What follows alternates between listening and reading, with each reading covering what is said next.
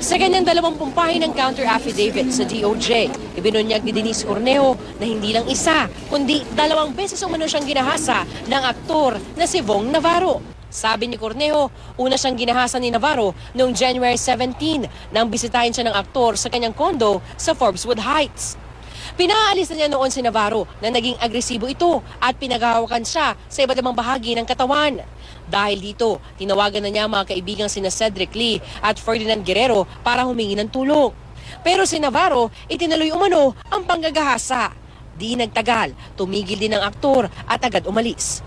Ito raw ang dahilan kung bakit niya tinext si Navarro ng bad boy ka. Pag-alis ni Navarro, dumating na ang grupo ni Lee at kwento na raw ni Cornejo ang nangyari. Sinabihan siya ni Lee na i-report sa pulisya ang krimen pero naguguluhan daw siya noon at kinailangan pa mag-isip. Matapos ang ilang araw, nakuha pa raw mag-sorry sa kanya ni Navarro at nagbirong, bawi ako sa'yo. January 20, nagpa-pap smear si Cornejo.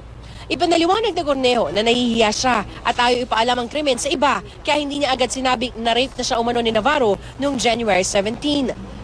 Kahit na sinong babaeng kausapin mo na rape, mahirap sabihin ang pagkakataon ng kung siya ay nahalay o na-rape, no? So you cannot force them to say, wala kaming dinenay.